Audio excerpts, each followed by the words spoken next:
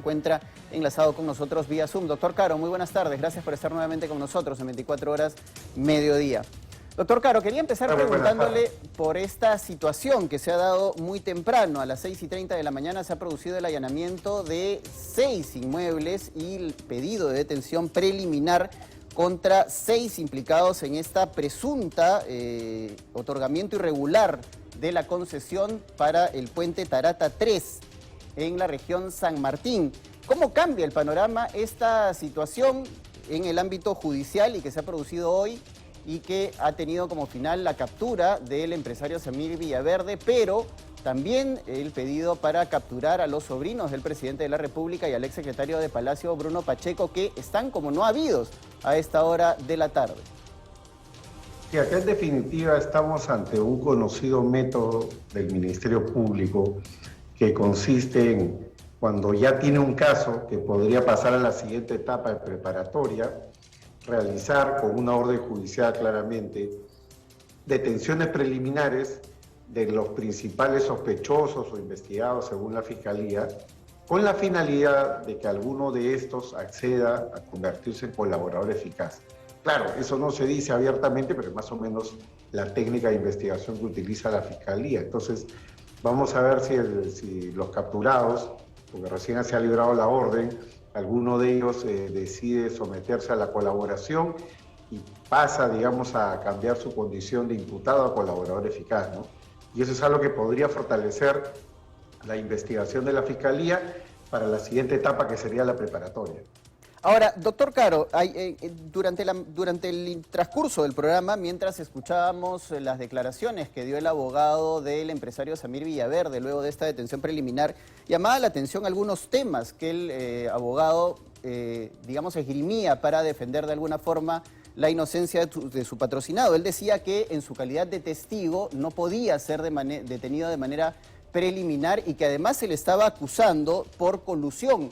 Un cargo por el cual no puede ser acusado el señor Villaverde. ¿Es esto necesariamente así? ¿Qué podría decir con respecto a lo que ha dicho el abogado del empresario Villaverde? Creo que hay que tener en cuenta dos cosas, ¿no? Primero, que desde el punto de vista legal, el delito de colusión desleal del artículo 384 del Código Penal es un delito que tiene dos partes: los funcionarios públicos y los particulares que han participado en una licitación. Entonces, no es correcto cuando se indica que el hecho de no ser funcionario es un eximente o es una razón para no ser investigado, ¿no? La ley es clara, son delitos de encuentro, son delitos donde necesariamente intervienen privados y funcionarios. Y en este caso entendería que el cliente del abogado en mención esté investigado acá por el hecho de ser un particular que habría tenido algún interés o algún desempeño en el marco de este contrato. Entonces, creo que es algo que es importante aclarar, porque la jurisprudencia peruana no solo responden penalmente los funcionarios, sino también los particulares que conjuntamente con los funcionarios pueden cometer un hecho de corrupción. Ahora, ¿qué es lo que va a pasar en las próximas horas con las personas que han resultado detenidas de manera preliminar y por el plazo de 10 días, de acuerdo a la orden judicial? Sí, los detenidos tienen que ser puestos a disposición del Poder Judicial, del juez de la causa, una vez que pasan los exámenes médicos para ver si es que han sido objeto o no de algún maltrato físico. Y tras ello, el juez puede disponer una audiencia breve, a raíz de la cual podría incluso dictar una liberación. Si, por ejemplo, hay buenos argumentos de descargo, una buena defensa, en esa audiencia preliminar se puede, digamos, revocar la medida y recobrar, en este caso, los detenidos su libertad, ¿no? Caso contrario, esta detención preliminar se puede mantener hasta el día 10, que es lo que se ha ordenado por parte del Poder Judicial, y en ese contexto muchas cosas pueden suceder, ¿no? Que los imputados mantengan la tesis de la inocencia o, como decía hace un momento, se acoja alguno de ellos a la colaboración eficaz si tuviera algo que relatar y si pudiera probarlo, los dichos o referencias que pueda dar. Ahora, en el caso del señor Bruno Pacheco, doctor Caro, la situación es mucho más complicada. El señor había hecho público a través de sus redes sociales un video en el que decía que estaba dispuesto a colaborar con la justicia. Prácticamente se hablaba de que él iba a ser un colaborador eficaz. Sin embargo, asistió a 2 citas con el Ministerio Público y finalmente se ordena este allanamiento a su vivienda con esta orden de detención preliminar. Sin embargo, el señor Bruno Pacheco en este momento se encuentra no habido. ¿Qué tanto más complica su situación que el señor Pacheco esté como no habido en este momento? Hay que tener en cuenta de que esos citatorios eran citatorios del caso que tiene por el delito de lavado de activos, no en este caso por corrupción. En este caso por corrupción, digamos, las razones de la imputación de la Fiscalía o las razones de este pedido de detención preliminar que se le ha concedido deben de estar vinculadas más bien a la fuerza del caso. Debe haber suficiente acervo probatorio que lo podría involucrar en un delito de colusión para que esto haya procedido.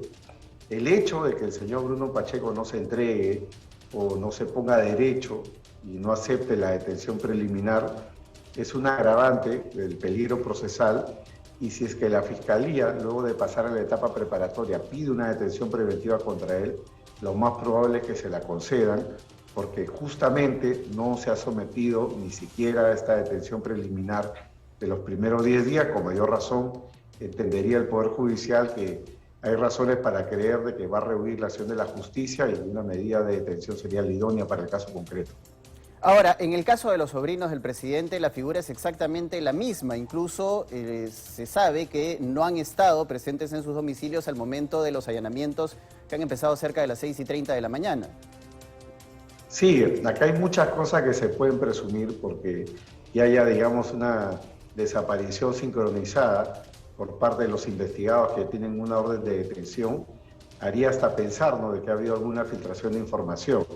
Eso es algo que ya la Fiscalía tendrá que analizar, ver qué conducto ha seguido la orden para efectos de que ésta se haya podido frustrar, o por lo menos hasta este momento, respecto del señor Pacheco y los sobrinos del presidente.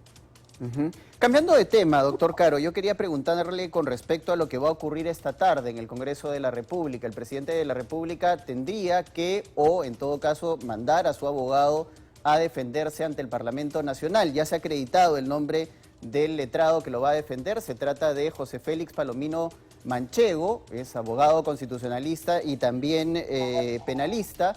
Y él tendrá a su cargo la defensa del presidente de la República, Pedro Castillo. Le voy a dejar pendiente la pregunta porque me indican que volver inmediatamente al Congreso de la República. Por favor, doctor Caro, le pido que esperemos. Ellos no están viniendo a obstruir, solamente están viniendo a observar. Entonces se le está permitiendo el ingreso a la sala de embajadores o a la Comisión de Relaciones Exteriores. Yo no creo que no tenga sentido no permitirles el ingreso. Es censurable. ¿Cuál es la necesidad que asista la OEA a un parlamento donde hay democracia? Ninguna. No existe la necesidad que entre o que no entre. Ellos simplemente están viniendo a ver ese tema, porque hay personajes, congresistas, que han ido al extranjero a hablar de que acá no existía democracia. Y hoy se oponen a que vean si es cierto o no. Ahora, se les acusa de golpistas, de no golpistas. En todo caso, yo creo que la OEA es la mejor garantía en este caso para desvirtuar todo tipo de golpismo, obstruccionismo o dictadura. Buen día, ¿qué tal? ¿Cómo está? ¿Cómo está? Para Radio Exitosa. ¿Qué opina lo que ha dicho su compañero? Vamos a continuar la entrevista con el doctor Caro. Yo le preguntaba, doctor Caro, que esta tarde el presidente de la República tiene la potestad de asistir al Congreso de la República o, en su defecto, mandar a su abogado, que, como le contaba, ya ha sido acreditado ante el Parlamento Nacional. ¿Qué impacto o qué consecuencias tendría para este caso de la vacancia presidencial que el presidente asista o no asista a esta sesión plenaria? A ver, yo creo que esta valoración es una valoración que tiene un perfil jurídico y político. Desde el punto de vista legal, el presidente tiene el derecho, no la obligación de defenderse. Por lo tanto, el hecho de que no asista no tendría que ser tomado como un desaire o como una falta de respeto al Congreso, dado que forma parte de su derecho de defensa. Nadie lo puede obligar a defenderse por sí mismo. Él puede declinar de presenciar hoy día el debate, puede declinar de defenderse por palabra propia y delegar esa tarea o función en su abogado. El abogado hará la exposición o la defensa, en ese caso correspondiente, y luego habrá el debate parlamentario. Sin embargo, esto también es susceptible de una lectura política, porque desde el punto de vista político, esto puede ser una suerte de argumento que se utilice en el sentido que el presidente no ha dado las explicaciones del caso, el presidente no acepta la crítica o que el presidente no se somete, digamos, a la potestad en este caso tiene el Congreso de poderlo destituir, etcétera, etcétera, ¿no? Entonces, ese desaire político, esa lectura política podría motivar a que algunos indecisos voten en contra, o mejor dicho, a favor de la vacancia, es decir, a favor de la no continuidad del señor Castillo en el cargo de presidente, ¿no? Sin embargo, hechas las matemáticas, lo numéricamente posible e imposible, creo que todos avisoran de que es muy difícil que se llegue a la votación que exige la Constitución, es los 87 votos, ¿no? 2/3 del número legal de congresistas, 87 votos para que la vacancia se produzca. En el caso del señor Vizcarra, recordemos, ¿no? Se recopilaron más de 90 votos, ¿no? Para la vacancia presidencial. Así es. Ahora, doctor, y finalmente le pido una respuesta bastante breve. ¿Qué pasa si el presidente de la República decide asistir al Pleno del Congreso, pero decide acogerse a su derecho de guardar silencio, que es también una figura legal válida? Sí, claro, en ese caso el presidente puede acudir, hacerse presente, sentarse en una banca y escuchar la defensa que haga su abogado, y luego de ello puede quedarse o no al debate que se dé a nivel del Parlamento. Seguramente no lo haría porque eso implicaría una suerte de sobreexposición, y tras ello, bueno, esperar el resultado que corresponda. Muchas gracias, doctor Caro, por haber estado con nosotros en 24 horas, mediodía, y absolver nuestras dudas con respecto a esta situación que se está